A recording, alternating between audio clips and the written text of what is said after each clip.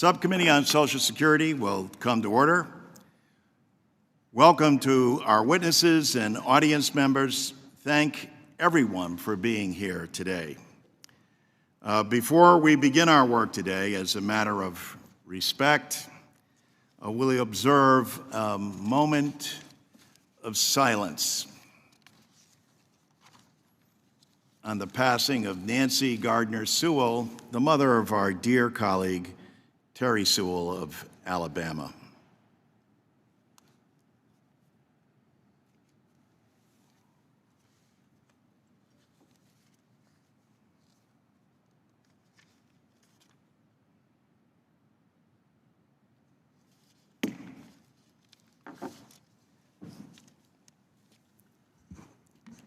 In this hybrid hearing format, we will proceed in the same fashion as Subcommittee always has.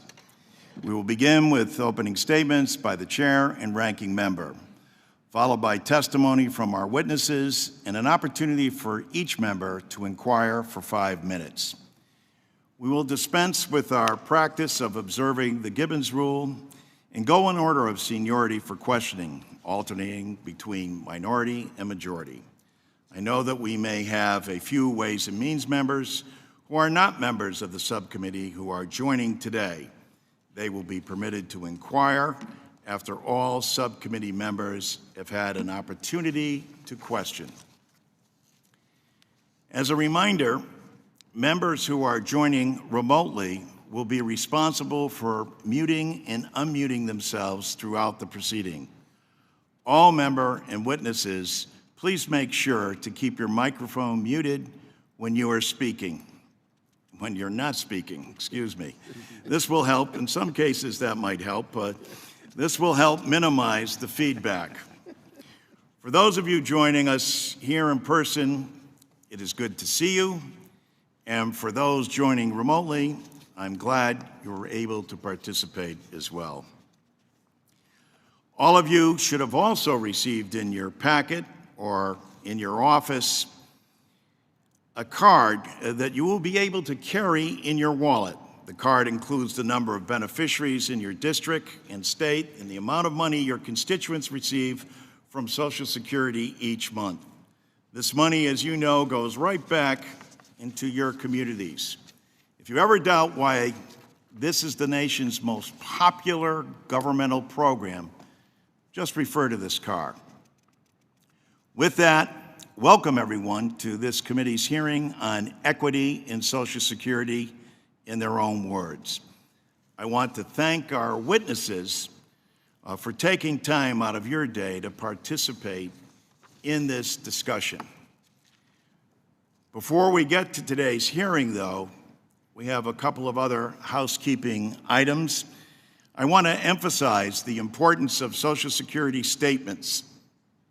The Social Security Administration is required to mail out statements to all workers every year so that Americans know about their future Social Security benefits and can plan for retirement. Statements also allow workers to make sure that the Social Security Administration has a complete and accurate record of their earnings, so they will receive the full benefit in retirement. Unfortunately, today's statements are not being mailed to all workers. This committee has a record of bipartisan support for the Social Security statement, and I am proud to have introduced the Know Your Social Security Act with Vern Buchanan last year to ensure that every worker receives their statement by mail every year as required by the law. As a former teacher, I would also add that I think this provides a great opportunity for both civic education and financial literacy, and increasingly becomes important to all of our citizens. Now to the main event. We are here today because COVID and its consequences that have exacerbated the inadequacies that have existed for a long time in our Social Security system. Today, we're going to be hearing from people in their own words about Congress's neglect to help the very citizens we're sworn to serve. Now, I say neglect. It's been 38 years since Congress has done anything to strengthen Social Security, and 50 years since we have improved its benefits. 50 years. Social Security is by far and away the nation's most successful and popular insurance program. You only have to look at the data behind me to understand that, as all polling would indicate. However, current benefits, as we will learn today, are inadequate, unfair, and in many cases discriminatory because of systemic economic inequities. Benefits haven't kept pace with the cost of living, nor all the changes that have occurred over the last 50 years. During this time, the global economy, trade, technology, lack of strong labor unions has created downward pressure on wages, making it harder to save for retirement.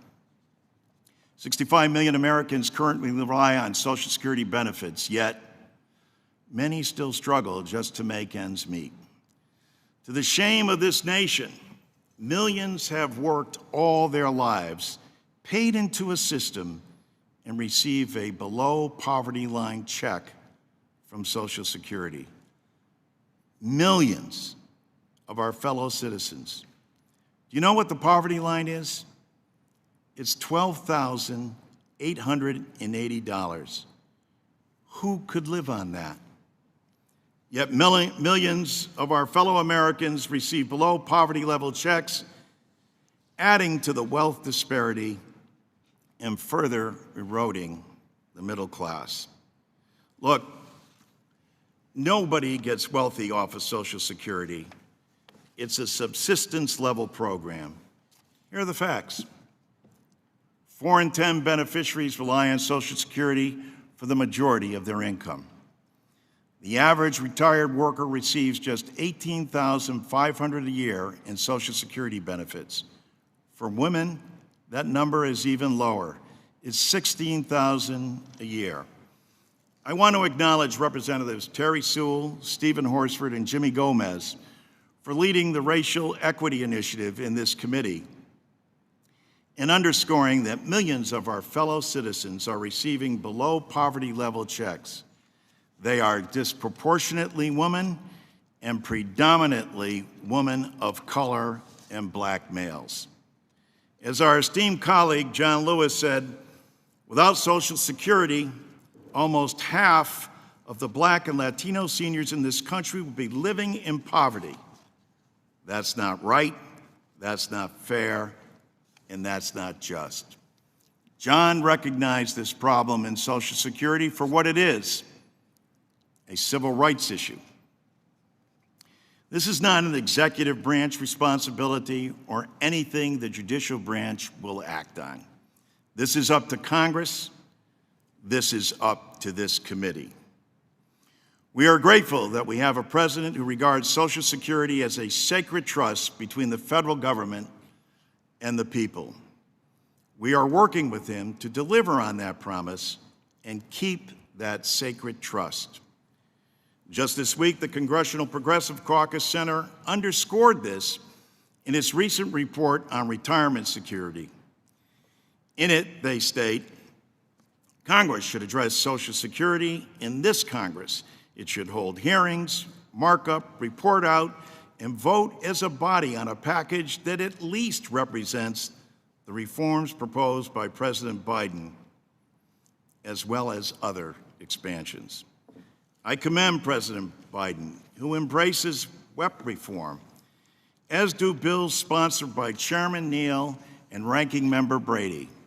This is an issue we will hear about today from a former teacher in Mr. Brady's state of Texas. Again, let's be clear about this.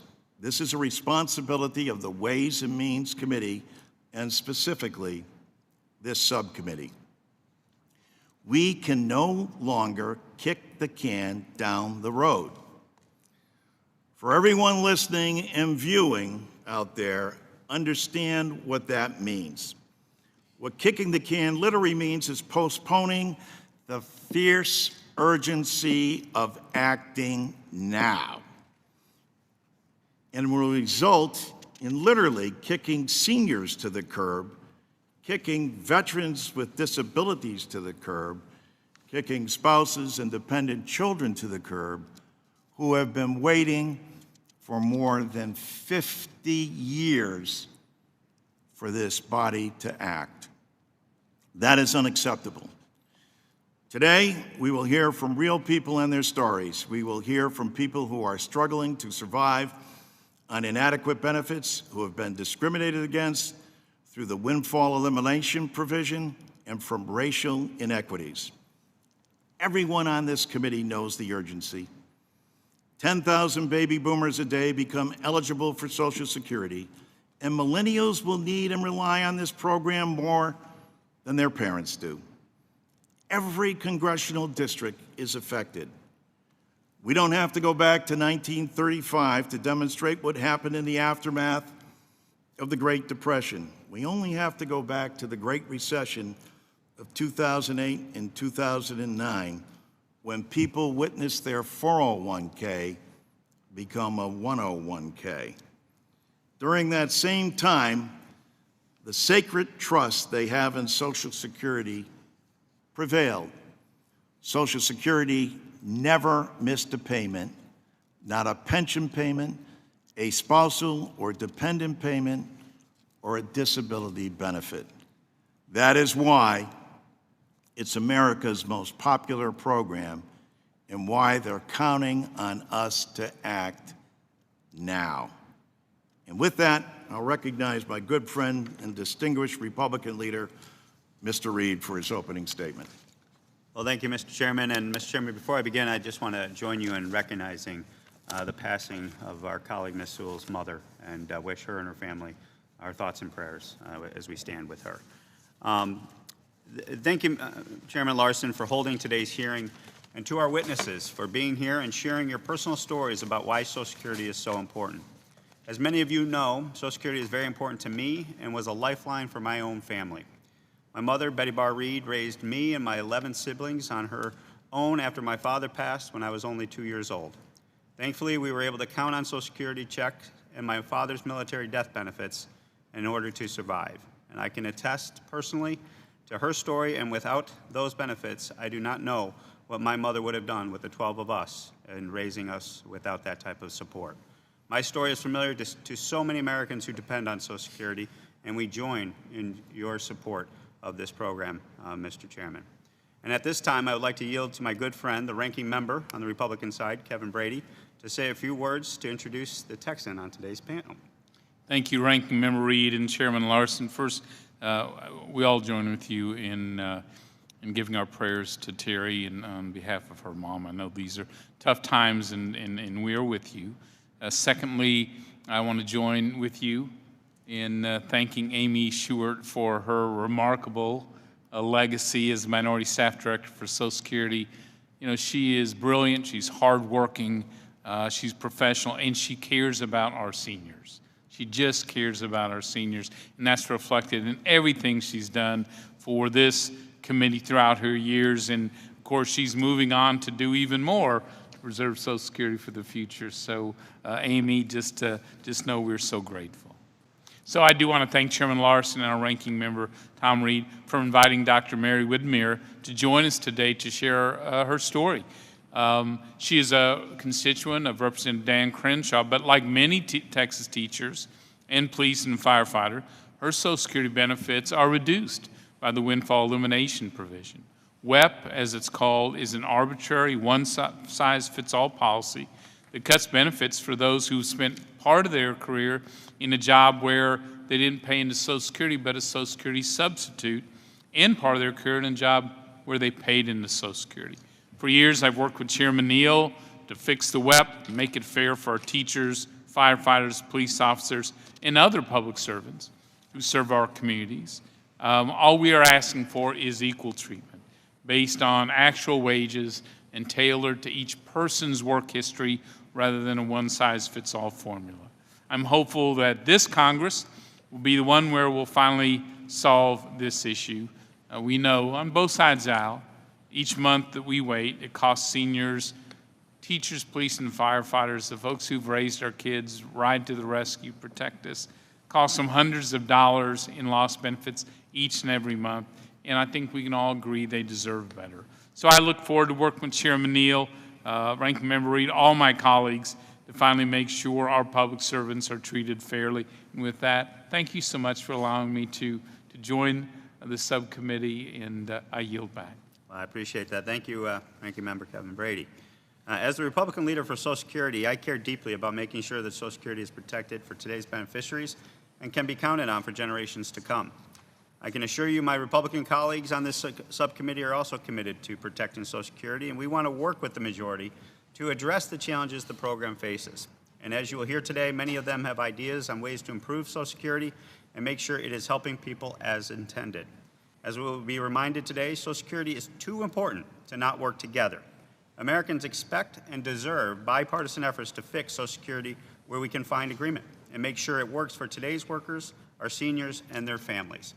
I am confident the members on this committee can work together to do just that. In these times of hyperpartisanship, when no one in Washington can seem to work together, I believe this committee can lead the way by working on small changes where we agree to make meaningful differences for Social Security beneficiaries. And after working together to tackle the small changes, I am hopeful that we can learn to work together on a bipartisan basis to make sure Social Security is fixed on the larger scale. Mr. Chairman, I look forward to working with you and members of this subcommittee on the other side of the aisle, as well as the full committee, and hearing from our witnesses today. And before I yield back, I just would like to join in recognizing our great staff director on the minority side, Amy Shewart, for all of her hard work on behalf of Social Security, on behalf of all of us on this committee. And I know my Democratic colleagues join us in wishing you well and offering our sincere thanks for the 12 years worth of service to this committee. With that, I yield to you, Mr. Chairman. Thank you, Ranking Member Reed, and let me also add, Amy, how much we appreciate your dedication and work. I think that Ranking Member Brady outlined your caring and consideration and belief for the need to help out the senior citizens of this great country and frankly, the disabled veterans and children as well, all of which are covered by Social Security. So I join with Leader Reed in recognizing your great efforts on behalf of this committee. I know from the Democratic staff and from Chairman Neal, you will be reached. This committee distinguishes itself by the camaraderie that we share both among staff and also against with the members. We may have our differences from time to time, but there's a shared feeling of respect and understanding of the responsibility that we have on this committee, and we thank you for your service. We now will turn to our panel of witnesses, each one of whom is a Social Security beneficiary. Thank you all for joining us today and sharing your firsthand experience with Social Security. We particularly wanted to put a face on Social Security that I think America needs to see, and as importantly, Congress needs to see. I think most Americans get it with respect of what needs to be done with regard to Social Security. It's just a matter of having a body that hasn't acted in over 50 years to improve a program to finally step forward and do what's right on behalf of the American people. Our first witness is Mr. Julian Blair, a Social Security beneficiary and veteran from right here in Washington, D.C. Mr. Blair, you are recognized. You might have to Chairman Lawson, Ranking Member Reed, and members of the committee. Thank you for the opportunity to share my Social Security story with you. My name is Julian Blair, and I'm a retiree living in Washington, D.C. I was born in Mr. Caroline County, Mr. Virginia. Blair, I might have to interrupt you just for a second. You might have to move back a little because I think you're, yeah, okay. Now, if you could speak, so just because your voice was a little, so go ahead, sir. Okay. Chairman Lawson, Ranking Member Reed, and members of the committee, thank you for the opportunity to share my Social Security story with you. My name is Julian Blair, and I'm a retiree living in Washington, D.C.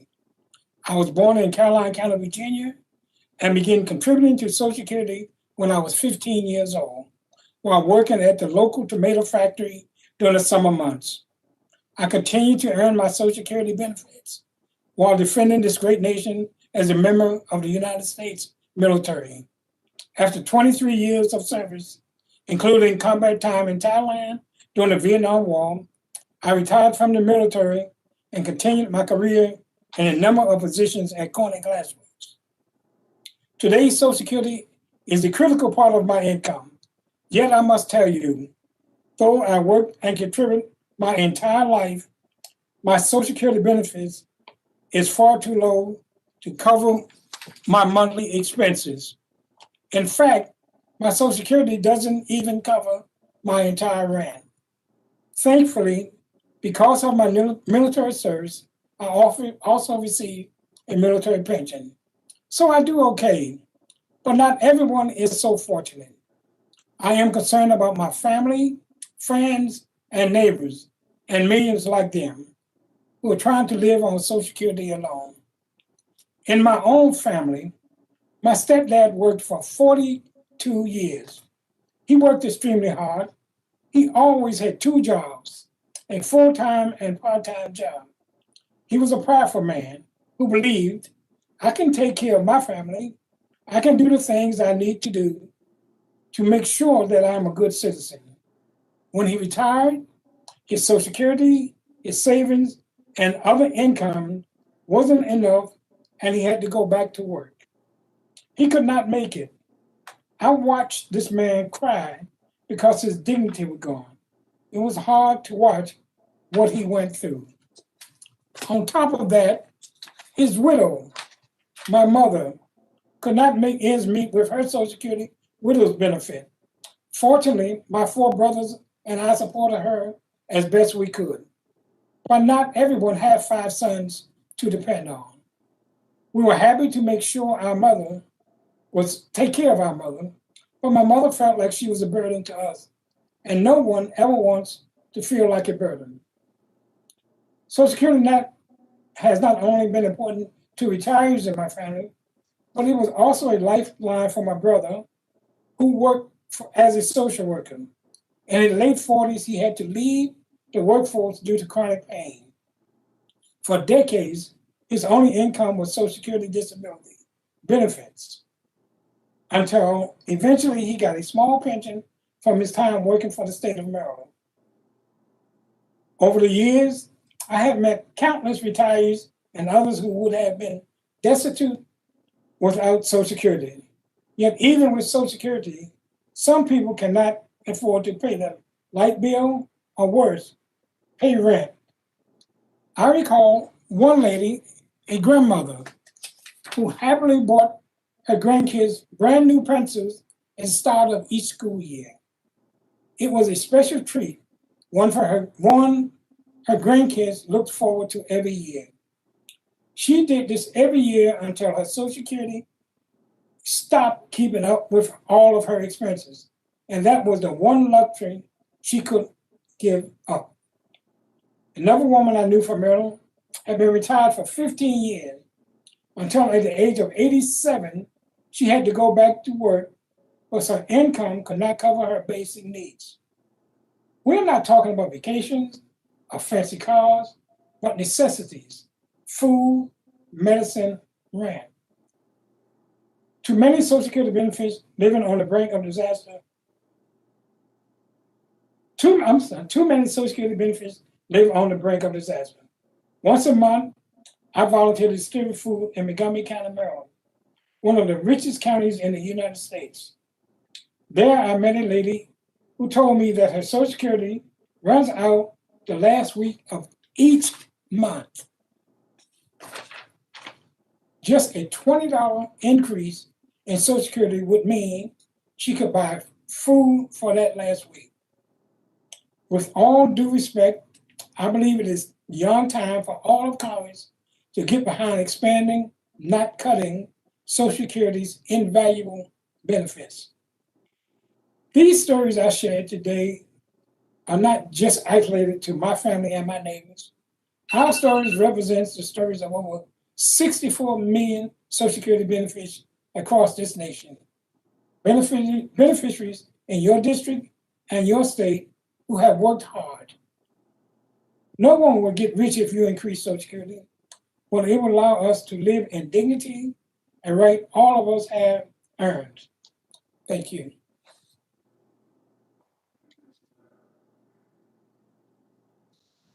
Thank you, Mr. Blair. And now it's my honor to recognize the distinguished gentleman from Pennsylvania for purposes of an introduction.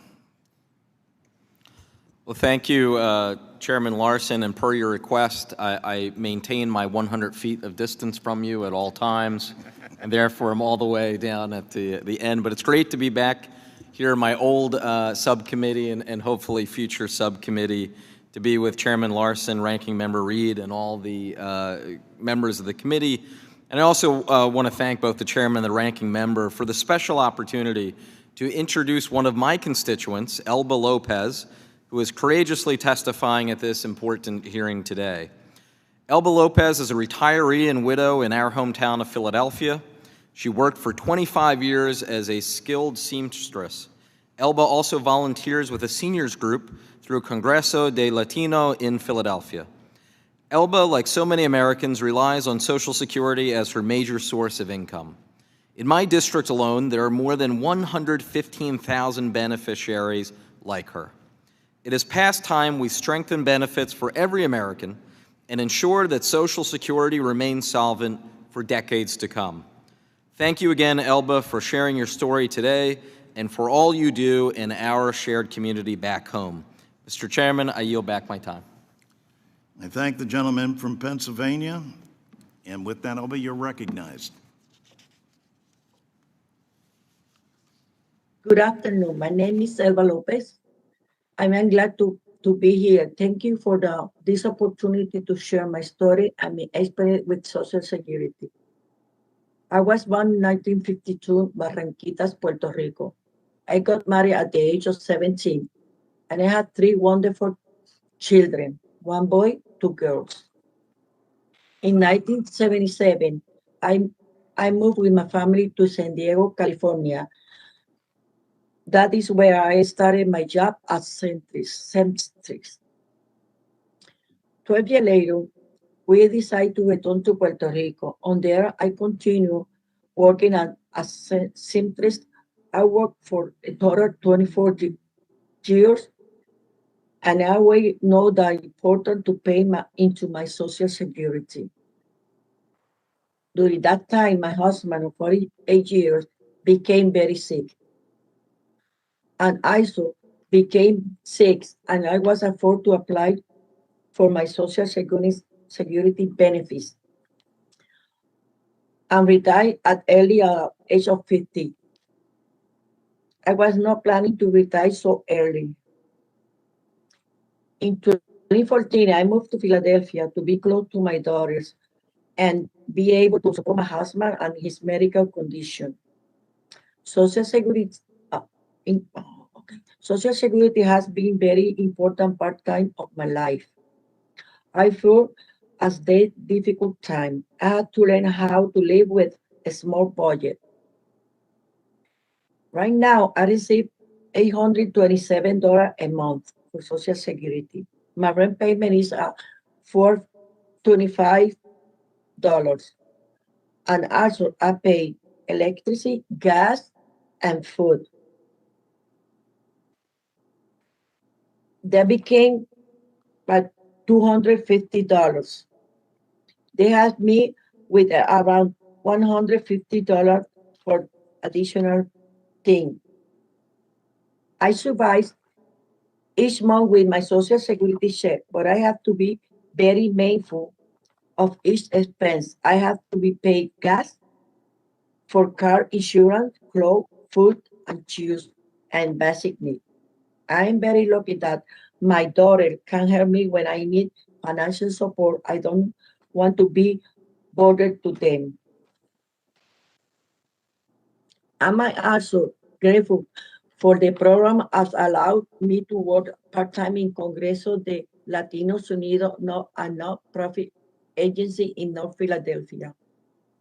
But an increase in my Social Security income will allow me to more independent. I will also to be able to pay on life insurance plan. I not worry about the future for what could happen. I will also give me a peace of mind. I know I know that I could meet my basic need and face my emergency. After all my year of working as a simplest, the Social Security program has provide me established income and has allowed me to live happy, attending to my family as wife, mother, and grandmother.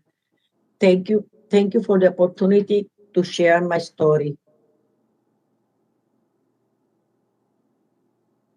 Thank you, Mrs. Lopez. Ms. McDonald, you may please begin.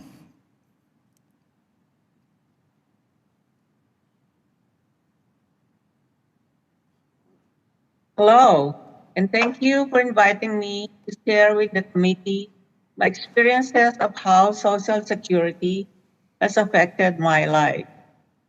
My name is Prepedigna McDonald, and I am 79 years old. I am a devout Catholic and proud daughter of a World War II veteran. My father, Jose Dumpet Passes, was awarded the Purple Heart as a member of the Filipino U.S. Army forces in the Far East. He was a prisoner of war and survivor of the Bataan Death March during the war. He was eventually able to receive his U.S. citizenship when he came to this country with my mother in 1983. I joined them shortly thereafter in 1985 to settle down in Seattle, Washington, where ever since I have lived. I was 43 years old when I first arrived and was fortunate to start a family with the birth of my son in 1986. It was a blessing from God to be raising my child here and given the opportunity to pursue our American dream.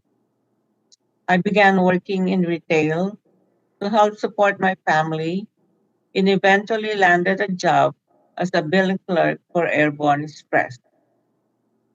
But then my life came crashing down when my husband was diagnosed with pseudomyxoma peritone, a rare form of cancer, in 1994.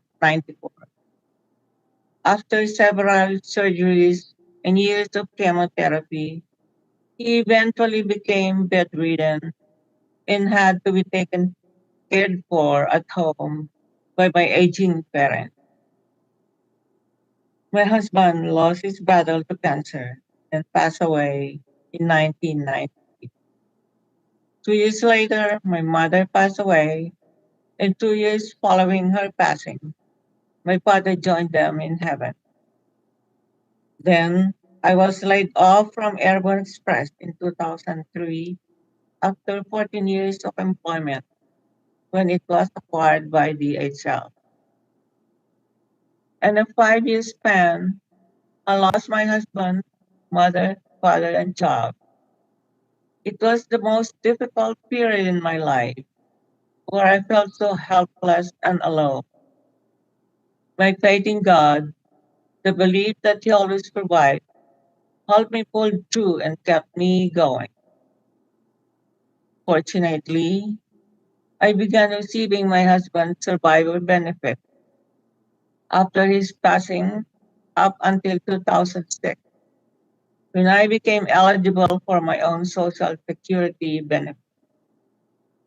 Without Social Security, I could not have survived. I would be homeless and unable to provide for my young son and his medical condition. My son has been dealing with autoimmune issues throughout his childhood and missed many days of school due to his treatment for ulcerative colitis and severe eczema. Social Security was essential as a single working mother, and more so when I became unemployed. I was able to work again through the National Asian Pacific Center on Aging Senior Community Service Employment Program. I have been employed since 2000. Even though I am employed, Social Security pays the bills, keeps food on the table for me and my son, and a roof over our head. Without the income from my job, I would be struggling to survive. I wonder why benefits have remained nearly unchanged over the past 20 years, despite the cost of living getting higher and higher. My church has reopened, and God speaks to me and tells me I must continue to do His work. I pray I'm allowed to do that for as long as I physically can. Thank you for listening. Thank you, Ms. McDonald, for your testimony. And now, Ms. Rudderman, you are recognized. Please begin.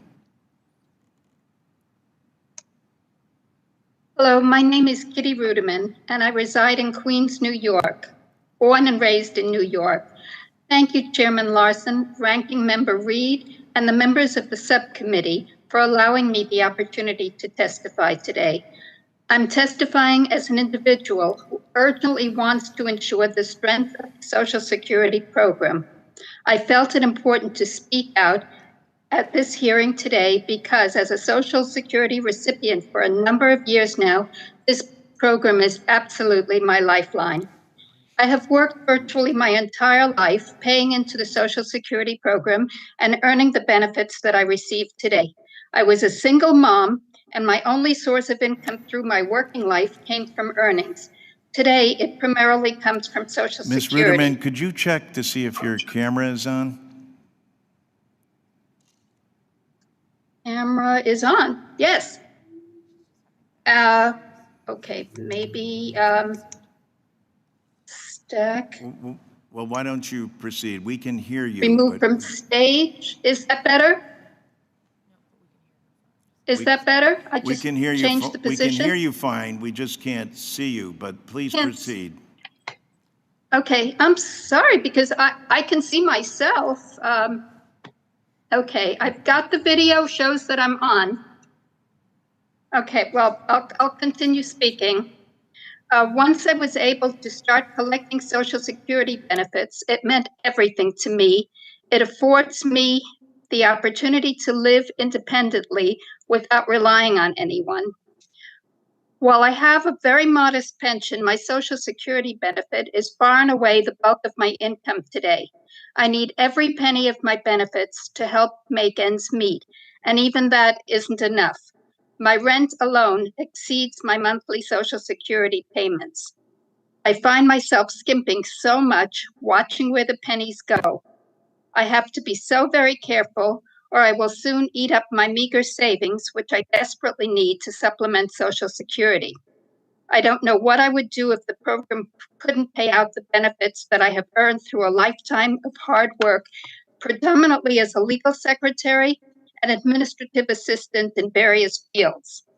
I have just turned 75 last week and find myself more reliant on this program than ever.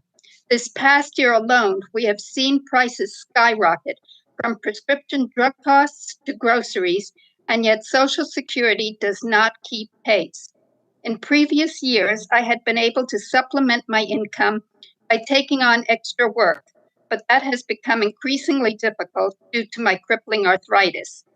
This has left me even more reliant on the program and even more concerned about the future of Social Security and ensuring that it stays strong for years to come. I have paid into Social Security my entire working life, and I'm so grateful for its existence. I'm also grateful for the attention of the members of this subcommittee to this important issue.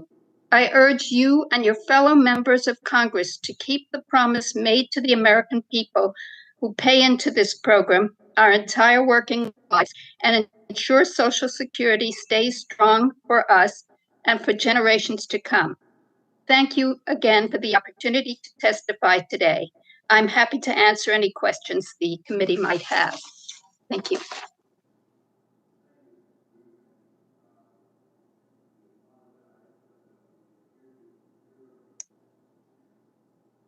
We could hear you clearly and emphatically, and now we Good. see you Okay. and deeply appreciate your remarks. Our fifth and final witness today, whom Mr. Brady introduced earlier, is Dr. Mary Whittemire, a Social Security beneficiary from Houston, Texas.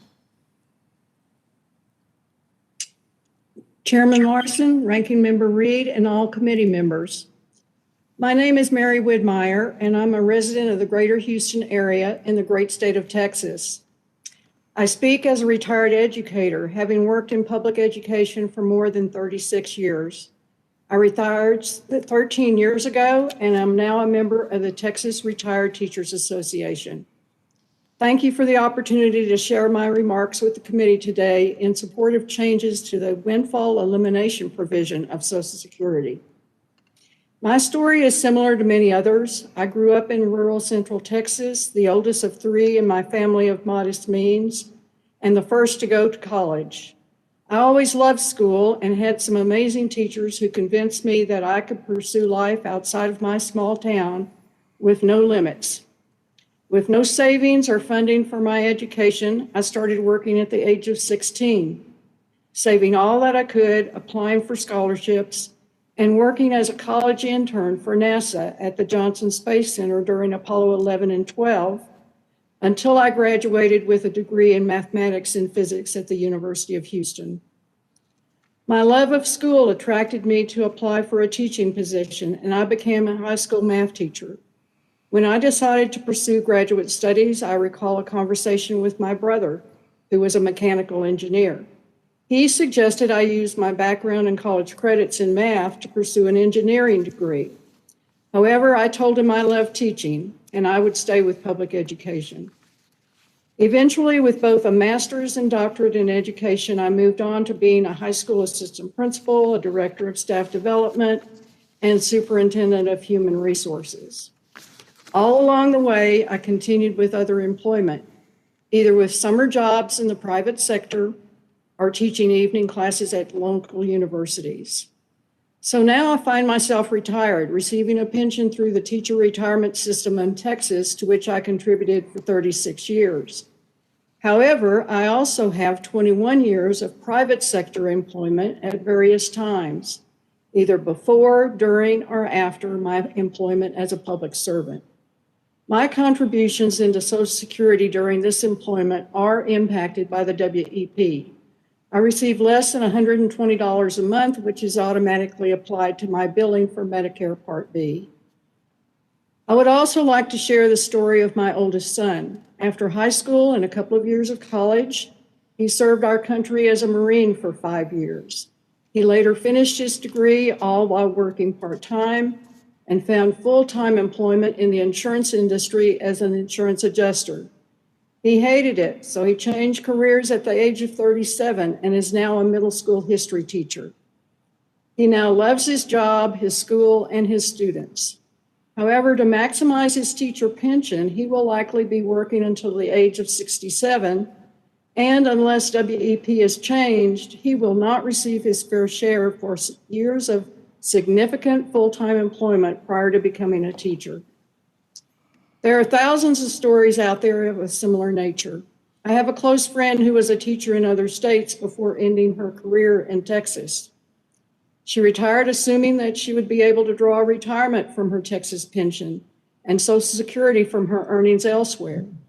She was wrong and has been greatly impacted. Another friend volunteers at a local food pantry and is appalled to see retired teachers coming in for assistance just to make ends meet. Most public servants chose their profession either as teachers, police officers, firefighters, or in local government because they want to give back to their communities and their country. They understand that their income could be higher in a different profession, but they are devoted to public service. Should their conscious choice to follow their calling for limited earnings also impact their retirement? In closing, I also want to speak for my personal interest in the future of the teaching profession. Now more than ever, we need teachers who genuinely want to be there and who make it their lifelong career. They should not be penalized for making a conscious choice to serve our nation's children. We are not asking for more than we paid into the system. We're simply asking for a more equitable formula. We believe that the Public Servant Protection and Fairness Act of 2021, sponsored by Chairman Neal, and the Equal Treatment of Public Servants Act of 2019, sponsored by Ranking Member Brady, will accomplish this. And we hope that they can work together to pass legislation to finally fix the WEP. I can assure you that not one of us who is affected believe that our receiving a portion of Social Security is in any way a windfall. Thank you, Congressman Neal, Congressman Brady, and others who have been working tirelessly in hopes of bringing about fairness to the WEP. I would also like to thank my own Congressman, Dan Crenshaw, for showing support of this legislation. Thank you all for your time. Thank you, Ms. Widmeyer, and let me also add that President Biden shares your concern as well and has introduced reform as it relates to the windfall elimination provision. And I want to thank all of the people who have testified today for your statements. And we'll now proceed to our 5-minute questioning that we have. And I'll begin the questioning. And I heard in something consistent in all your statements, but this notion, especially Mr. Blair, that you mentioned of being a burden. I remember my mother saying clearly at 87 years old, and I'm sure that for people on this committee and listeners out there, you've heard this from your family members as well. I just don't want to be a burden. You're not a burden. You're an inspiration. You're what has made this nation what we are. Ms. McDonald, listening to you and what you had to say, and Ms. Ruderman, looking for work at 75 years of age because you're trying to make ends meet and you don't want to be a burden. You're not a burden, but you are the responsibility of this committee. And it's this committee's responsibility to act. So my question to all of you, should the Ways and Means Committee, and specifically the Subcommittee on Social Security, vote on reforming Social Security and bringing it up to date? It's been more than 50 years since we've expanded the program. A lot has transpired in 50 years. And certainly, listening to all of you, it hasn't kept pace with inflation. It has provisions in it that are clearly unfair, as was outlined by Ms. Widmeyer, and clearly unintentionally or not, or because they were systemically, economically embedded in the law initially, are unfair and inadequate. Should we vote now or should we kick the can down the road? What do you say, Mr. Blair? Congressman, I say we should have voted yesterday. Well, I think it's a black mark on our nation that we have 65 million people who are dependent on the law that was passed in 1935 and have not been updated for 50 years. How are we supposed to live? I mean, we're not asking for riches. We're just asking for an update in this policy so it keep pace with the standard of living that we're expected and deserve today. That's all we ask. And as I said before, this isn't the president's responsibility, though he's got a proposal out there. This is nothing that the judicial system is going to act on. This is the responsibility of this body and this committee. Ms. Lopez, should this committee act?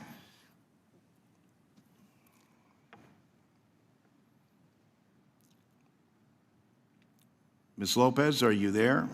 Yes, I'm here. I'm here. I'm sorry. I'm sorry. Can you repeat the question, please? Do you think this committee should vote and act on enhancing benefits that haven't been improved in more than 50 years? Yes. Ms. McDonald, what benefits would you like to see acted upon and improved so that you out in Seattle, Washington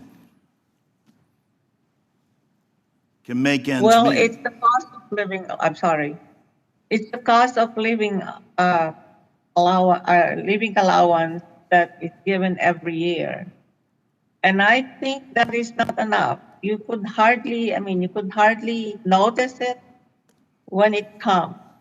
So I think that's the number one that should be voted on and acted upon by this committee, Mr. Larson and all the rest of the committee.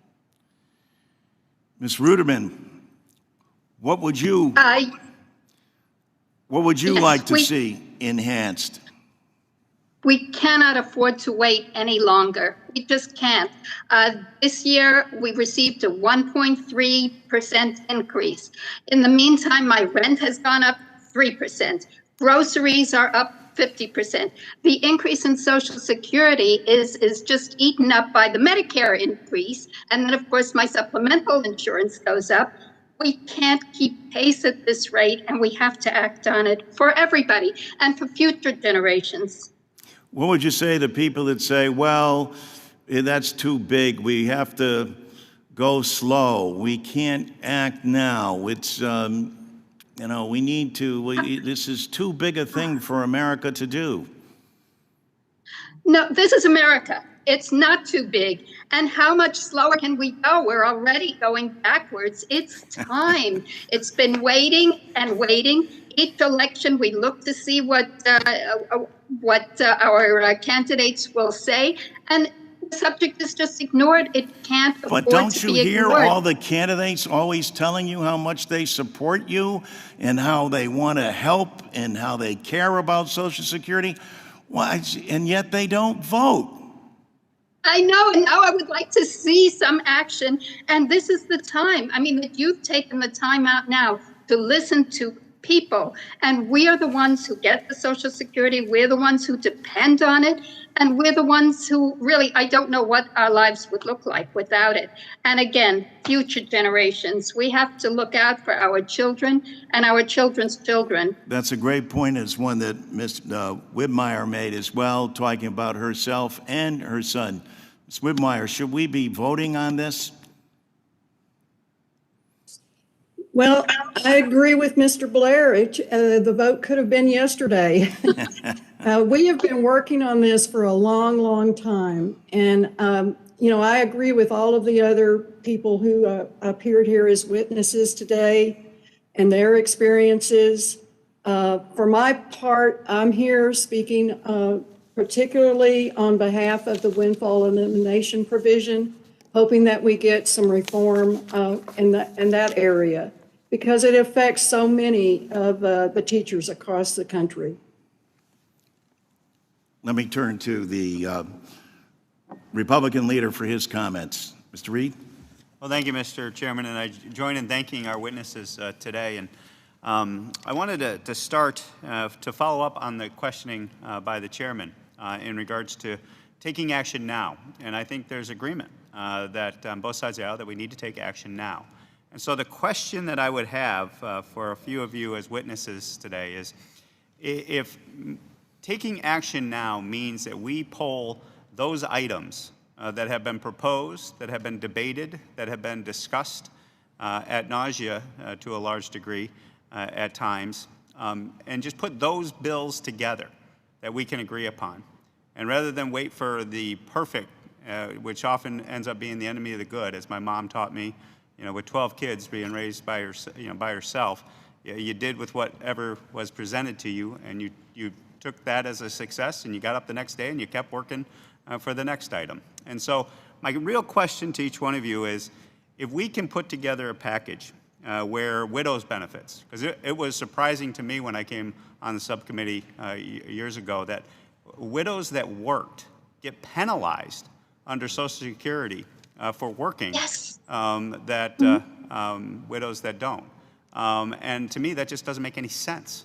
And so if we could zero on some reforms, like the widow's benefit, which impacted my mother and impacted, I think, both you, Ms. Lopez, and I believe other witnesses, Ms. McDonald, on the dais today, if we could focus on that as a solution, as we could focus on, as Mr.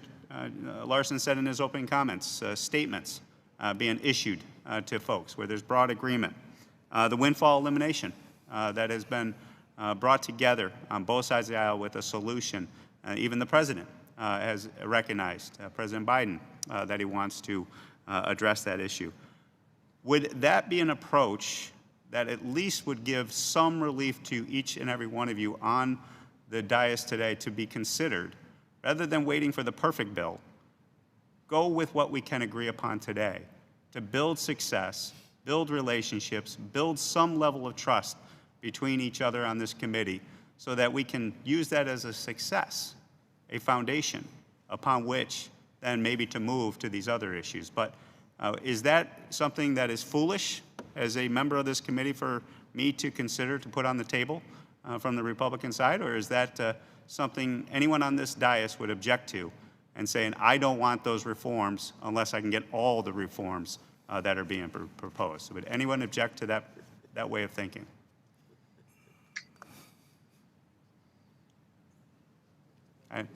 I will note that the record there was silence from all of the witnesses on the dais today. So that I take that as a sign of agreement and encouragement. Oh, Ms. Lopez, do you want to object? If I may I? Yeah, please. Yeah, please. Yeah, go ahead. I think it's Okay. If I may, I would definitely like to see some movement. We need it all. We need it all because it's got to be there for future generations.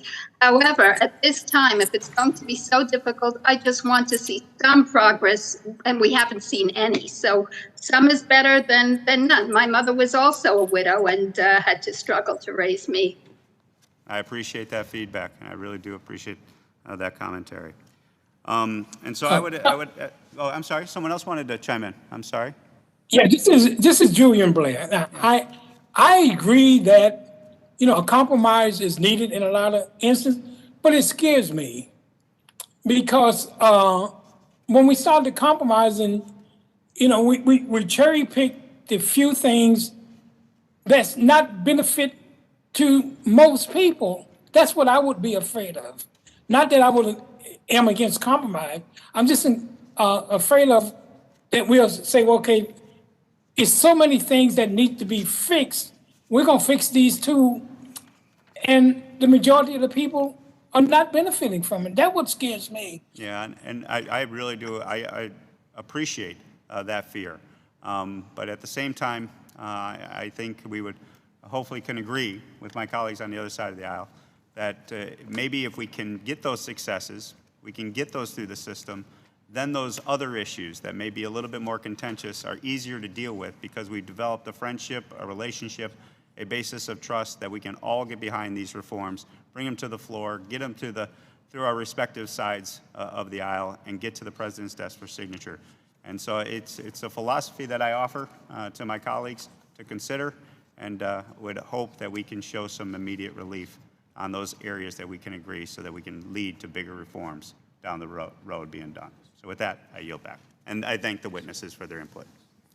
I thank the gentleman from New York. I would point out that in 1983, before I recognized my colleague from New Jersey, that they did something, and the witnesses might find this of interest, because even while there was broad agreement, there was disagreement, and with narrow margins, et cetera, it became more plausible for them to do something that we're basically all take an oath of office and swear to do, and that's to vote our conscience.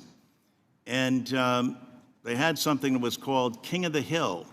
And so what they did is they put each reform and piece of legislation that they thought would pass, and whatever ultimately got the majority of votes passed. Wow, what a unique thing to do for a democracy. Actually put things before people and have them vote on them. Now that, I think, is a good way to bring about compromise and accountability at the same time in terms of being able to stand up and vote for what you believe in and what you know the citizens of the country deserve and need. And with that, I'll yield to Mr. Pasquale from New Jersey for 5 minutes. Thank you, Mr. Chairman. Your tireless efforts will be productive to protect and expand Social Security. For our ranking member, Mr. Reed, I've used your example of your own family myself, if you don't mind. I will use it in the future. But how do you make a distinction between the majority, that in terms of the majority of Americans who oppose the proposal to raise the retirement age to 69? I know what you're talking about, Mr. Blair. There's the example. Raise the retirement age. And then I'll go along with the other stuff. That's a fool's choice, in my estimation. But when you read the background of Mr. Reed's family and examples he's presented about his mom, I don't know how the hell she did it. Amen. Think about it. Think about it. So, otherwise, we're talking platitudes, and we're skipping over, unless we think there are some points that are not as important. I don't want to be the one to make that determination. Not on Social Security. I'll do that on other issues, but not on Social Security. We have a special responsibility.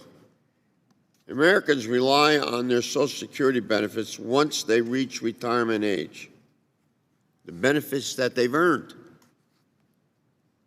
Right now, Social Security keeps 15 million seniors out of poverty each year. Without these benefits, more than 1/3 of the American seniors would have incomes below the federal poverty line. I don't think anybody accepts that on this panel. Both sides. Both sides. 15 million seniors are kept out of poverty. 1 in 6 beneficiaries rely on Social Security for 90% or more of their income. Their lives literally depend on it. So this program is literally the difference between seniors living or starving.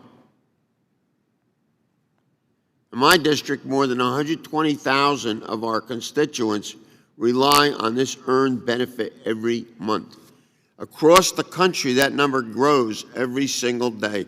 While Social Security benefits are life-saving for seniors, our witnesses today have pointed out that even with Social Security benefits, many seniors still struggle to cover basic needs. That is why it is urgent that we not only preserve, but expand and strengthen Social Security. That's what we really need, and I'd be willing to vote for that.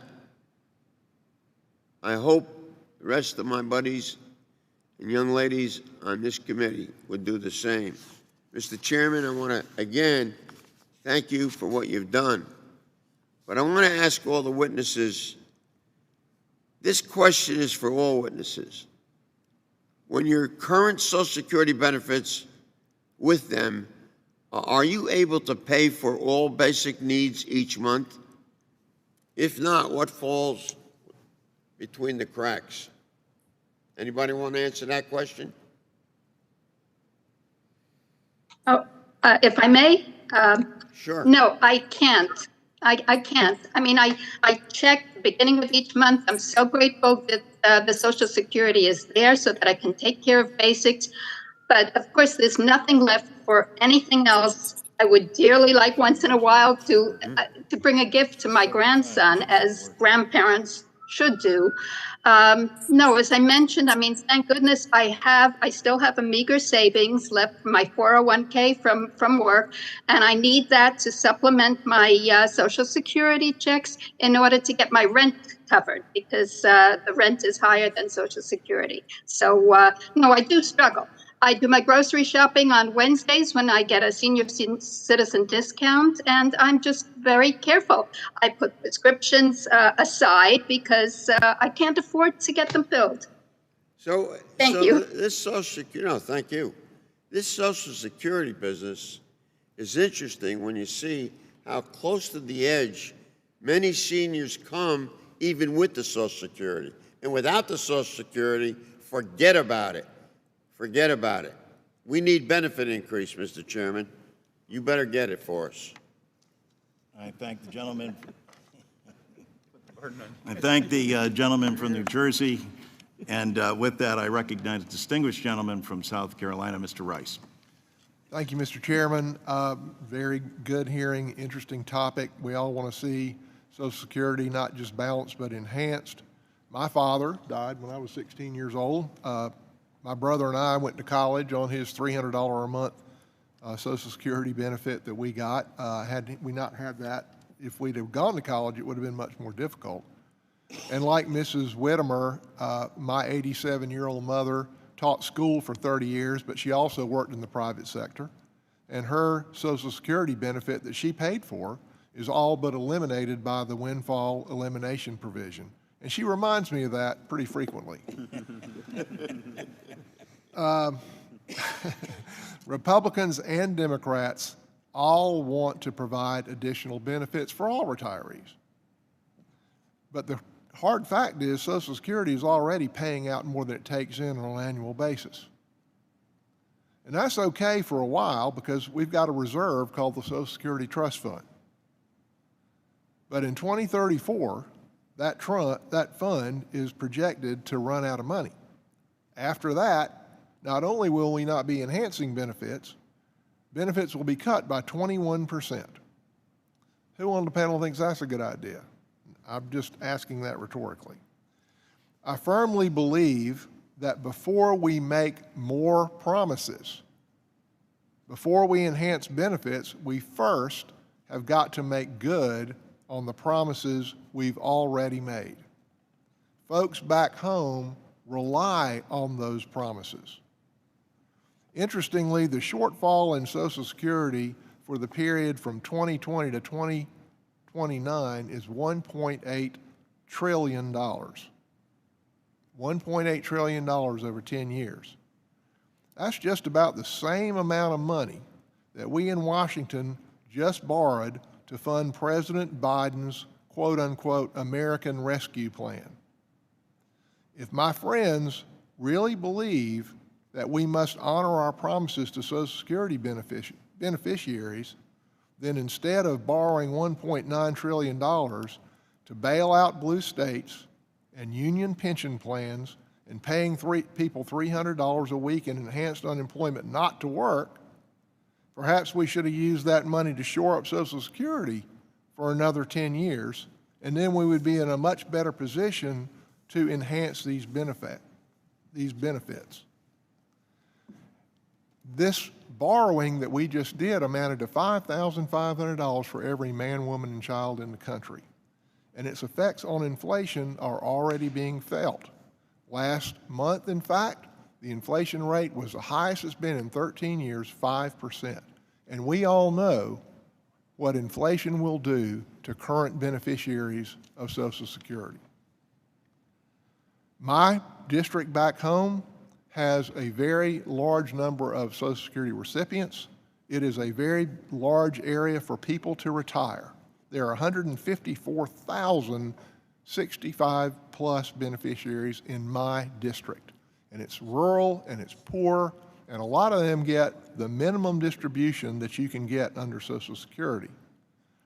Now, if we're gonna enhance benefits, even though we haven't made good on our promise to everybody, then we should be focusing on those most needy.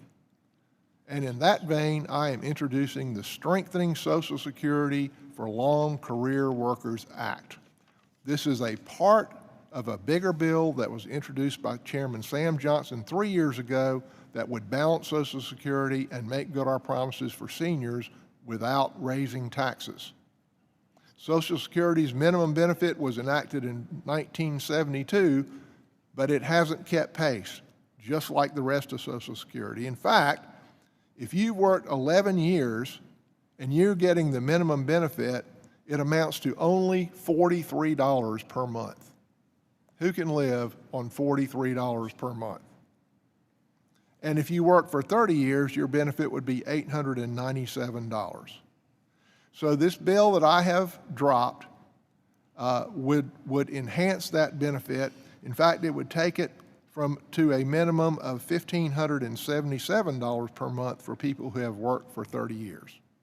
I hope each of you will join me in supporting this long overdue enhancement for the most needy retirees. And with that, Mr. Chairman, I yield back. Well, I thank the gentleman, and I especially thank him because outside of Representative Johnson, who I greatly admired, and who had put forward a real plan. We haven't seen a real plan, so we're happy that we're going to get a plan because, as I said earlier, I think that there is an opportunity here to vote and to have people stand up and be counted in broad daylight about what they're committed to and what they stand for. I would just add parenthetically as well that I noticed you used that 1.8 trillion amount, but was there amnesia with respect to that $2 trillion tax cut in 2017 that wasn't paid for, or was that just an oversight? I will say this. I think that the interest is sincere on this committee and sincere with every member cares about their mothers, their sisters, their aunts, their uncles. That's what makes us Social Security so vitally important, the nation that we are. But we're long overdue to vote on it. That's the real profile and courage. And so I commend Mr. Rice for doing that because I think that that's vitally important that Americans get to see side by each. That's the only way you have a debate in a democracy is if you put your ideas forward and have a debate. And so I thank him for that. And with that, recognize Ms. Sanchez from California. Thank you, Chairman Larson, for this opportunity to hear directly from those who benefit from and who rely on Social Security. And I will just begin by adding my thanks to the chairman for pointing out that my colleagues on the other side of the aisle who bemoan the assistance that we gave to working families to get us out of the worst pandemic we've had in this country seem to have amnesia because they've forgotten the trillions of dollars of tax cuts that they gave to multinational corporations and the highest income earners with their 2017 tax bill. And hey, we could have, instead of doing that, we could have shored up our Social Security trust fund, but they tend to forget their spending. They always want to criticize everybody else's. But I do want to thank each of our guests for their bravery in sharing their stories with us. And I want to reiterate that the central tenet of Social Security is that it is an earned benefit that every worker pays into over the entire their entire working career. It's not an entitlement. It's not a handout, but it is a matter of survival, as our witnesses have said. Couples often make financial decisions together, and that's especially true for most working families because most parents nowadays have to work in order to make ends meet. And that doesn't change when they retire because couples depend on each other's combined Social Security benefits in order to survive. Prior to the pandemic, it was hard to imagine how losing a lifetime partner could be more devastating. And yet over the past 18 months, we saw people who lost loved ones also be cut off from their families during this very difficult moment. And then on top of that, struggling financially, which is just cruel. The financial distress of losing a significant income upon the death of a spouse is real. The average widow in this country sees a 33 to 50% reduction in their Social Security benefits. And for those who depend on Social Security, that loss of income too often is not enough to allow them to survive because the price of rent or a mortgage and the cost of utilities doesn't change when someone dies. And these are exactly the costs that can lead widows and widowers to financial ruin during their darkest hours. That's why I will soon be reintroducing the Protect Our Widows and Widowers in Retirement Act, otherwise known as the POWER Act. And that bill would ensure that widows and widowers maintain at least 75% of the combined benefits that they receive when both spouses were alive. By allowing widows and widowers to get some of their spouse's Social Security benefit in addition to their own, we can help them make ends meet when they need it the most. I want to ask Ms. Lopez, first I want to offer my deepest condolences for the loss of your husband. In your written testimony, you mentioned not being able to receive your husband's Social Security benefits after he passed due to your receiving just $20 more than him. Can you tell us whether any of your living expenses have gone down since your husband's passing, or have the cost of utilities, rent, and groceries gone up? Yes. When my husband passed, we live comfort because we received 2 checks, mine and him. But that's when he left. They don't give me nothing for him, and then I had to pay the more rent because they increased my rent, and then they increased my bills, and then I have to live with a little budget. During after your husband passed, have you had to make any financial trade-offs since you're not receiving any of his Social Security? Like, are you having to give up certain things or buy one thing but not the other because you can't afford both? Really no, because my husband is very, very, very sick, and then everything that I have, we have to use for the medicine and equipment, everything, because we live with the 2 checks. I understand, and I wanted to ask for all of the panelists, and everybody can feel free, what would it mean to be able to collect the Social Security benefit of a spouse in addition to your own in terms of your quality of life? This is for any of the panelists. Hello. Ms. McDonald, perhaps, because you lost your husband. Yes. Hello. That would be wonderful. Because right now, my Social Security only pays for my home mortgage, because I'm still paying for my home mortgage. So I have to have work. Now, I am 79 years old. And if my Social Security plus my husband Social Security be added to my Social Security now, that would help my life a little bit because I don't have to be working so hard. And maybe in a few years, if that happens now. Thank you so much. I could stop working enjoy life a little bit. I mean, Yeah, at 79, I think you have earned your right to stop working and enjoy your life a little bit. Thank you so much, and I yield back to the chairman. Mr. Arrington is recognized. Thank you, Mr. Chairman, and Ranking Member Reed and our panelists.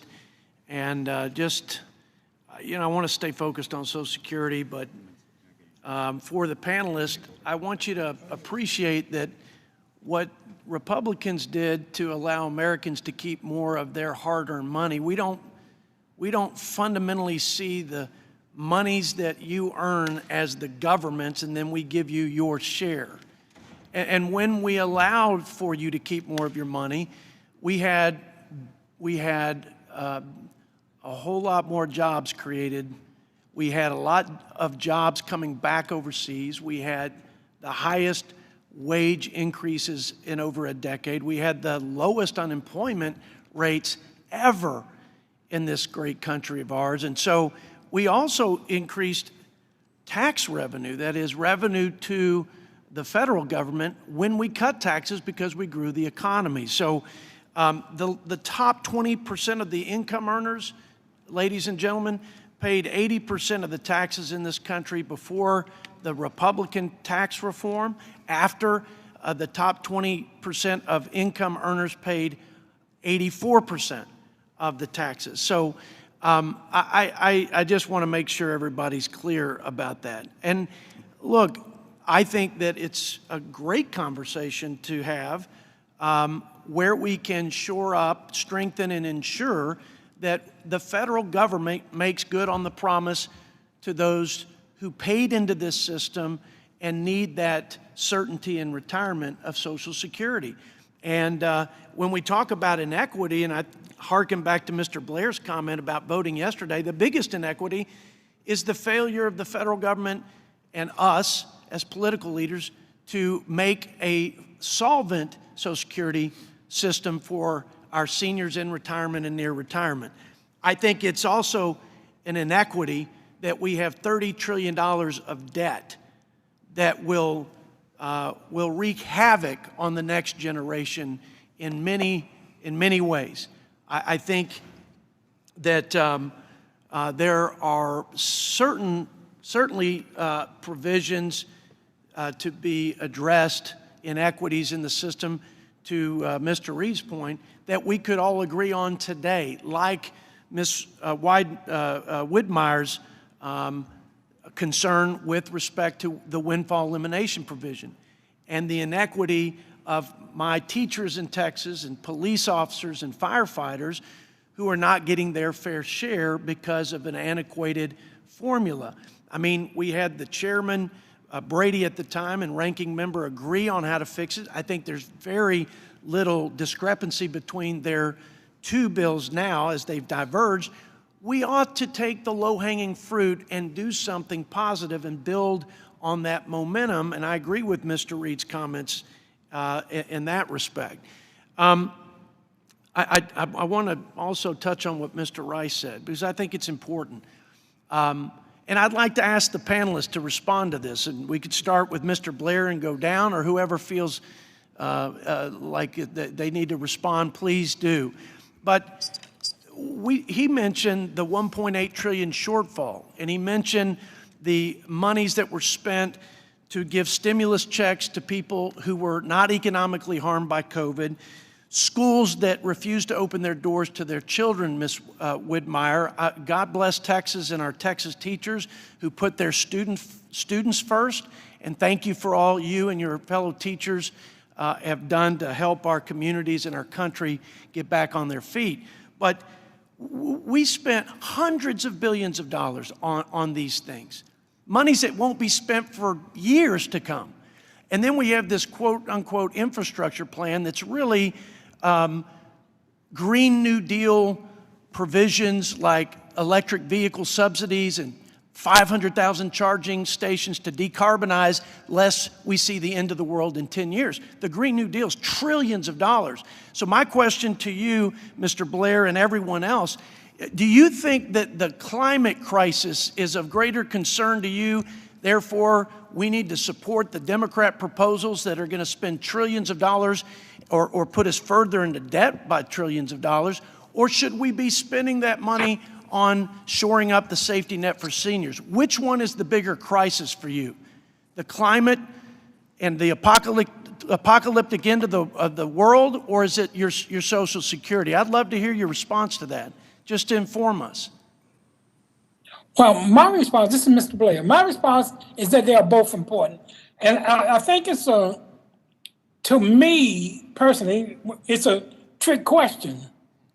Because, you know, You're right. So to me, everybody has an agenda when it comes to bills and finances and so forth. And I think that we need to take care of our seniors. And I don't think one should be neglected in favor of the other one. That's how I feel. And I think we can do both. I agree with Mr. Blair.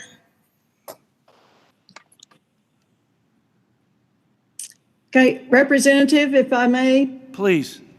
I think that the majority of citizens out there, they realize how complex if you look at Social Security as a whole, they realize how complex an issue it is. I mean, it's a huge government program. But what I would hope that members of this committee could do is focus on the things that do have bipartisan support. Working together, you can solve issues, even if it's one issue at a time.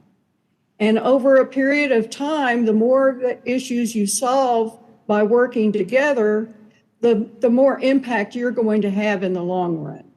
So, I mean, I'm just speaking on behalf of, you know, not Republican, Democrat, I'm just speaking as a U.S. citizen. You know, find agreement in what you both agree on and then move forward on that and build on that. Thank you for your indulgence, Mr. Chairman. Well, you have my indulgence, and I would just have this admonition that, and especially for our panelists, everybody's entitled to their own opinions, but not necessarily their own set of facts. And I think some of the information that you just heard would be widely disputed by economists. And with that, I'll recognize Mr. Horsford is recognized for 5 minutes. Well, thank you very much, Mr. Chairman, and to our ranking member and to the witnesses. I want to thank Julian and everyone who just spoke in response to Mr. Arrington's question. This is not a trick hearing. This is a hearing where we are talking about your benefits and your quality of life. We all know the benefits that Social Security has and that it does provide positive benefits to all of you and to all of the constituents that we serve. Social Security also, as you have pointed out, provides the monthly cash benefits to retired and disabled workers and their families, creating an important lifeline for millions of Americans so that they can retire with dignity. Since Social Security's inception in 1935, Congress has made important changes to Social Security, including expanding coverage, changing the minimum age for retirement benefits, and providing an automatic cost of living adjustment. In fact, it is this cost of living adjustment that is so critical to our seniors who rely on their monthly Social Security checks. And that is what today's hearing is why today's hearing is so important. And Mr. Chairman, I really want to thank you for your leadership on this because it isn't bringing together policy experts to talk about Social Security. Instead, you've gathered retirees, direct recipients who can put a face to the need for increased benefits under Social Security. And I wanted to just get to my questions because I'm really concerned here in my district, in the 4th Congressional District, where I have 144,265 people who receive Social Security benefits. that provide over $202 million in monthly checks. After working for decades, it is only fair that seniors in my congressional district receive the benefits that they've earned and that they deserve so that they can retire with dignity. So, Ms. Rutterman, in your testimony, you described how despite receiving Social Security checks each month, it simply is not enough to cover all of your expenses, which required you to get a part-time job. Amongst your friends, how common of a problem is that despite being in your golden years, seniors are forced to find another part-time job in order to make ends meet? I would say it is fairly common. I mean, I've worked with the Board of Elections and find many people my age. I've worked with the Tribeca Film Festival. I've worked with Casting Network.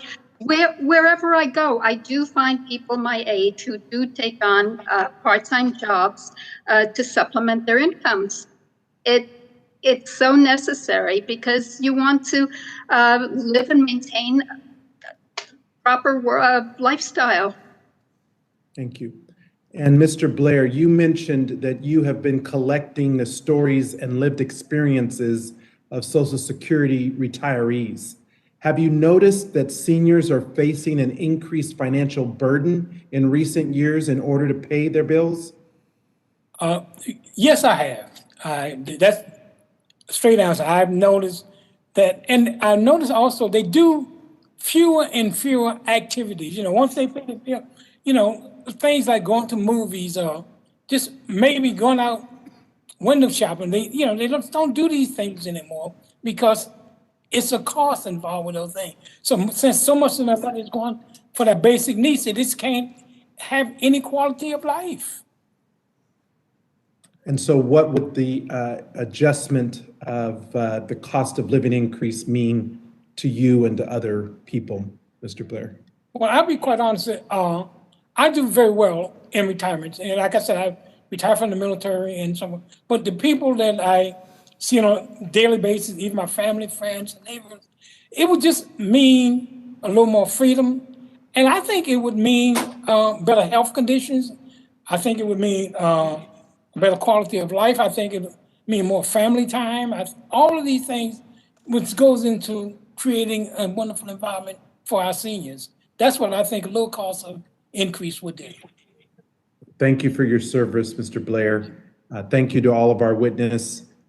Thank you, Mr. Chairman, for holding this important hearing. It is clear that far too many seniors are suffering, and I look forward to working with my colleagues on both sides of the aisle on the Social Security Subcommittee to fight and work for increased benefits for retirees. Thank you, and I yield back my time. Mr. Estes is recognized. Well, thank you, Mr. Chairman. And thank you to each of our witnesses for joining us today. I think all of us know that we need to look at how we can preserve and protect Social Security, not just for current retirees, but also for people nearing retirement and for generations to come. If we do nothing, the Social Security Trust Fund for Retirement will be depleted in 2034, which is currently estimated to result in a 21% cut in benefits. This committee has a responsibility to make real reforms to ensure that doesn't happen. But as our nation recovers from a pandemic, it's critical now, more than ever, that Congress and this committee focus on making sure that these reforms work right without devastating tax hikes that would punish families. The pandemic has shown for many, especially for lower income workers, there's not much in the paycheck after taxes have been taken out. Couple that with rising inflation, and this will only make a bad situation worse for so many families. While some here in Washington would like to dismiss the news about inflation, the fact is that almost 90% of Americans say they're now paying more for everyday goods, ranging from groceries to gas. That matters to hardworking Kansans. When the payroll tax collection was put on pause, some people were concerned that it would be the end of Social Security as we know it. A year later, the Social Security system is still providing that valuable benefit. This proves that we can secure benefits without raising taxes. Instead of proposing tax hikes, we should focus on targeted, effective, bipartisan policies that will improve and strengthen Social Security. There are many efforts to improve Social Security by Republicans. I hope my colleagues across the aisle will work with us on these important efforts to help the most vulnerable. One example where I believe we can find common ground is the issue of claiming benefits at the time of a loved one's death. Currently, widows are not eligible for survivor benefits until the date they apply, with a short 6-month grace period. I became aware of the situation with one of my family members' personal situation.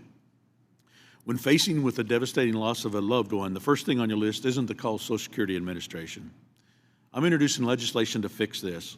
I think widowed individuals should be able to claim their survivor benefits from the date their loved one passed away, regardless of when they're able to file the paperwork to claim it.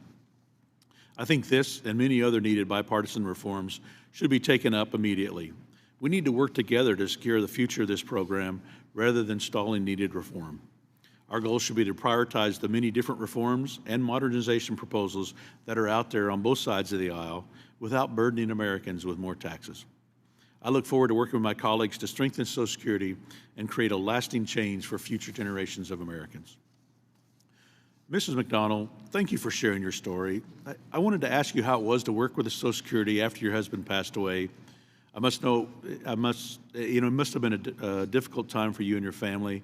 I'll bet that contacting the government for benefits was not the forefront item on your mind. What do you think about the idea of allowing more time to apply for benefits, and would that have helped you? Well, yes, allowing the benefits to be given to like the widow, because I have a hard time, because when I went to the Social Security office, they asked me how old I was, and I have to prove it. I have to go to, they needed my baptismal certificate or my birth certificate.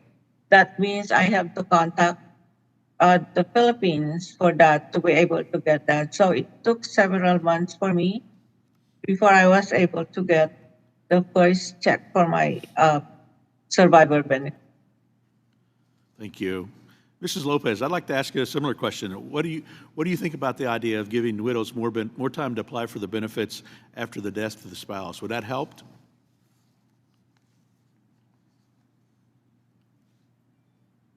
Yes, they mean more money. They allow me to be more dependent and relax, and I'm able to pay my things like fix my car, my clothes, pay my rent, everything. I don't have to worry about it. Well, thank you, and thank you to all of our witnesses for coming today and talking about how real Americans get impacted with the policies that are out there, and talking about different ideas that we can help to improve that. With that, I yield back, Mr. Chairman. I thank the gentleman, and with that, we recognize Mr. Hearn. Thank you, Mr. Chairman, and all of our witnesses for being here today. You know, Social Security is an important part of Americans' retirement security, but it doesn't always treat folks fairly. Due to policies like the windfall elimination provision that we heard the ranking member talk about earlier, we see many individuals unable to reap the benefits of their hard-earned labor because of a one-size-fits-all calculation that fails to account for an individual's unique work history. Although the windfall elimination provision was well intended, it treats hard-working individuals in my district and across the country unfairly. I've heard from many of my constituents about the hardships they've endured from the WEP formula. These are individuals who have dedicated a significant portion of their career to serving in roles that protect, serve, and teach our communities, but don't always get treated fairly when it comes to Social Security. I look forward to working with Chairman Neal and Ranking Member Brady to finally address the WEP in Congress. As we've heard today, Social Security benefits are really important to many seniors in their retirement. It is imperative for Congress to ensure fairness within the current system. And I'm confident that the members of this committee can work together to pass bipartisan solutions to improve Social Security. Just in this hearing, we have heard about new, potentially bipartisan policy proposals from members that make positive improvements to the current system. We are on our way to improve Social Security benefits for individuals, and I'm happy to contribute by introducing my own measure today, which ensures that certain individuals get immediate access to their Social Security benefits. Under current law, eligible divorced spouses are not able to access their Social Security benefits unless their former spouse has already claimed their benefits or until the divorce has been finalized for at least 2 years. And unfortunately, this leaves uncertainty in the lives of individuals in vulnerable situations, especially if they were counting on Social Security to make ends meet. Earlier today, I introduced the Social Security Parity Act, which allows divorced individuals to access their Social Security benefits sooner, waiving the current 2-year waiting period if the former spouse chooses to get married again. This measure helps ensure financial security to individuals already entitled to receive spousal benefits. I know some of my Democrat colleagues have looked at this issue in the past and have their own ideas on how to fix it. I look forward to seeing more bipartisan solutions such as this one come through Congress and this committee. Going forward, it is critical for Congress to work on a bipartisan basis to reform Social Security. Together, we can ensure that more Americans have fair access to their hard-earned benefits, giving them peace of mind as they enter their retirement years. Dr. Widmyer, in your testimony, you discussed your experiences both in the public and private sector roles. Can you tell us how this has impacted your benefit calculation? Yes, sir. As you know, every citizen who pays into Social Security receives an annual statement.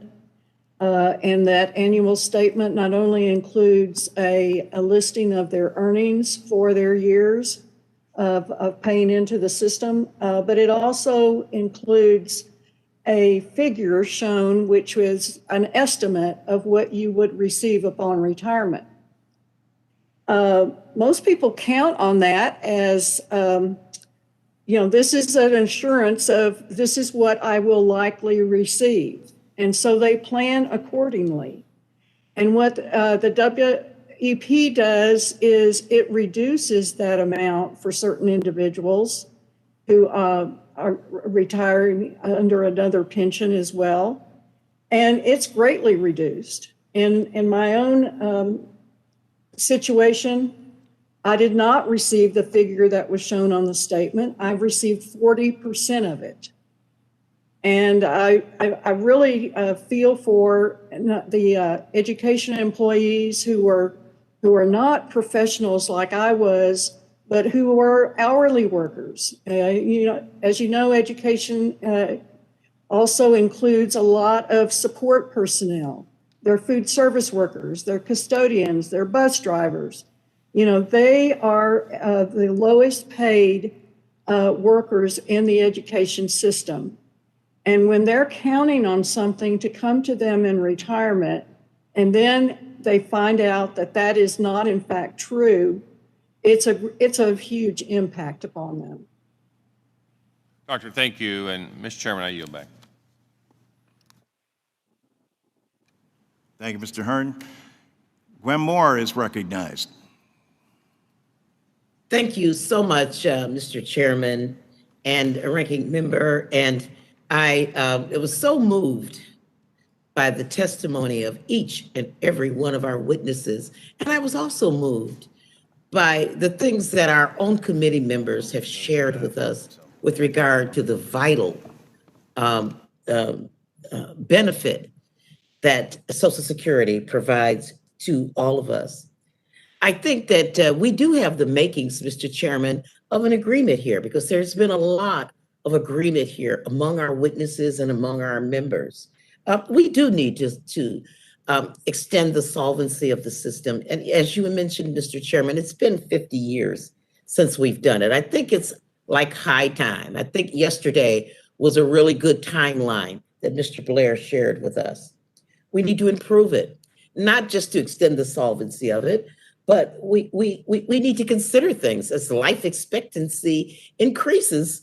We need to have a benefit to bump up for the point in time when people can no longer mow their own lawns and cook and shovel their own snow and have to pay for these extra things. A benefit that's more fitting of someone who, as life expectancy grows. We need to restore the benefit to college students. Mr. Rice just testified how his father died, his mother was widowed, and he and his brother would not have been able to go to college. And as we know, a post-secondary education is absolutely fundamental in a world where we're only 5% of the population. All the widgets are being made somewhere else. Our intellectual intelligentsia is what's going to keep us growing our middle class. The minimum benefit. We've heard today that is absolutely too low, and we have heard from our own Mr. Reed, whose mother had 12 children, and so I imagine that women could really benefit from having some credit for child rearing as part of the element of a Social Security reform bill. I just really do think that our witnesses have spoken. There's no reason for me to go on and on. They have really lifted up the things that we need to do. And I just think it's unfortunate that we are sort of blaming hardworking seniors for decisions that have been made by us in the past. I mean, the debt issue, we had 2 wars that were unpaid for. We had the Bush tax cuts. We had the Tax Cuts and Job Act, which is, it's going to put us $2 trillion more in debt. And now we're guilting out seniors by pitting them against people who we rescued, including them, for a pandemic for which no one had any fault. It was something where women in particular, poor women of color, were stricken without jobs, and to pit them against climate change. I just think that that's unfortunate. And with that, Mr. Chairman, I don't have any questions of the way. I guess I have one question, and that is for Miss Ruderman, I think. I guess I'm wondering at age 79 if she feels, does she feel like she has any choice but to work? 75. 75. Well, hang on. It goes fast enough. Yes. I don't feel that I have a choice, but the problem is now I really am not able to. I'm no longer able to. I just continue to try to cut back. My arthritis is just too bad, and the treatment's no longer, as one ages, nothing gets better. So, this is my problem. But I had always tried to supplement my income out of necessity. Right. Well, we need COLAs, as Mr. Blair and all of you have pointed out. We need to redo it, and we need to do since we're going to get off subject, Mr. Chairman. I mean, we ought to do comprehensive immigration reform so that we can have people not working in the shadows and really contributing to the Social Security system. And so, with that, Mr. Chairman, I would yield back.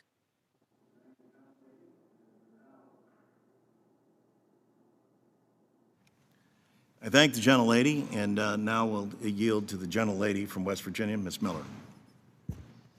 Thank you, Mr. Chairman, and thank you all for being here today. I'm so glad to join the Social Security Subcommittee for this important hearing. We can all agree that we need to improve and strengthen and protect Social Security for the current and future beneficiaries. And I'm proud to be able to promote positive changes to improve Social Security and guide us in the right direction towards common sense reform. Today, I will be introducing the Social Security Benefit Payments Choice Act of 2021. My bill will allow beneficiaries to choose the day of the month in which they want to receive their benefit payments. Under the Social Security Administration's cyclical payment schedule, a majority of the seniors receive payments on the 2nd, the 3rd, or the 4th Wednesday of the month. And these people are left waiting 35 days between payments 4 times a year. This cyclical payment structure has led to an increase in financial instability among constituents in all of our congressional districts. So the goal is to improve Social Security by making it easy and efficient for seniors across America to receive their hard-earned benefits. And I want to thank you all who are involved, and I'm excited to be leading this important issue for Ways and Means Republicans. To all of you on the panel, I have a question. Many of you have discussed the importance of modest improvements to Social Security. Would it indeed help you to select the day of the month in which you receive your benefit payments? And how would this give you more stability?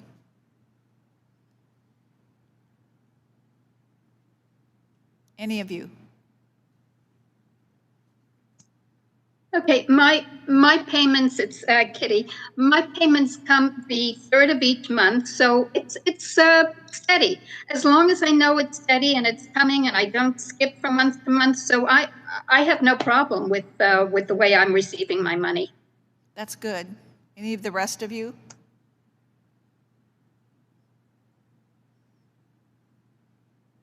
Because that's what I've heard from my constituents, and that's why I was bringing that forward, so that they would have a consistent date. It wouldn't go 35 days. They'd know it was always coming on that certain day of the month, and they knew when their bills were coming in. Dr. Widmeyer, thank you for being here today, and thank you for your passion for teaching and helping our children as they learn through the years. SSA is supposed to send Social Security statements each year that include an estimate of future Social Security benefits. And we talked about that a little bit in the previous question. Your son decided to change what his vocation was and teach. How did you explain to him about these payments and how it might affect his retirement? Well, in fact, that is correct. I was informed about the windfall elimination provision, and mentioned that. But I will also tell you that being an HR director, I came to realize that most employees, especially those who are in their 20s, 30s, and even 40s, are not really planning ahead penny by penny in terms of expecting their retirement. They are more concentrated on their quality of life and making a difference in what they're doing in their vocation. And so, he was really convinced he wanted to be a teacher, and it turned out to be the best choice for him. So I don't bemoan that choice at all, and I know he does not either. It's simply going to make his life a little harder down the line, 20, 35 years from now. That's when he's really going to see it. And I saw this so much even when I was still working. You can warn someone that the WEP is out there or the GOP is out there. But until they're within 5 years of retirement, perhaps, it doesn't really make a huge impact in their mind. I was trying to guess if it'd be like 10 years out or what, but you're right. In the beginning, you tend to live from paycheck to paycheck, and you're not considering that money that's been held out and what it's going to be used for at that time. Thank you very much, Mr. Chairman. I yield back. Thank you. And again, I want to thank all of our witnesses here today. Your testimony was exquisite, and I especially enjoyed your passion as you answered the various questions from members of Congress. Again, we appreciate you taking time from your busy day to be here with us. It was very helpful to hear your commentary. And with that, Before you yield, just one last round of applause to Amy Sheward on our side, if we could. Thanks to the witnesses, but Amy, as this is your last hearing, we say thank you, if that'd be all right. Hear, hear. Hear, hear. Hear, hear. God bless you. God bless America. Thank you, one and all. Committee is adjourned. Thank you. Sorry, I should have. No, I